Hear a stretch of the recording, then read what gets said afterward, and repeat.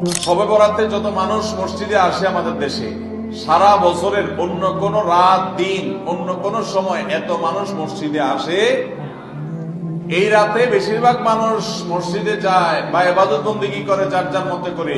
বেশিরভাগ মানুষের ধারণা হলো যে এই রাতে ভাগ্য ঠিক হয়।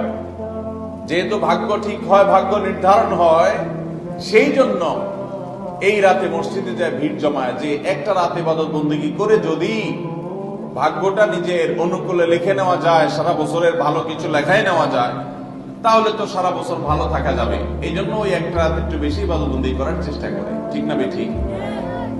ভাইরা আমার, প্রথম কথা হলো ভাগ্য নির্ধারণ এই রাতে নয়, বরং লাইলাতুল কদরে হয়।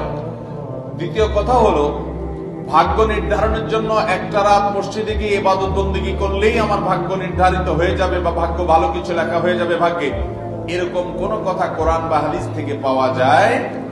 কোরআন হাদিসে কি পাওয়া যায়?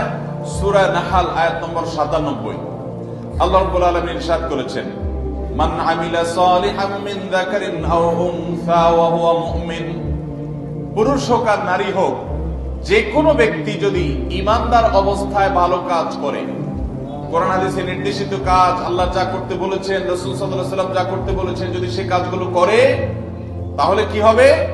আল্লাহ বলেছেন, ফালানুহিয়ান্নাহু হায়াতান তাইয়্যিবাহ। তাহলে সেই পুরুষ সে নারীকে আমি পবিত্র জীবন দান করব। এই পবিত্র জীবনে মানুষ সুখী থাকবে, এই পবিত্র জীবনে মানুষ সমৃদ্ধ থাকবে, এই পবিত্র জীবনে মানুষ ভালো থাকবে, নেক থাকবে। ওয়ালানাজজিয়ান্নাহুম আজরাহুম বিআহসানি মা কানু ইয়ামালুন।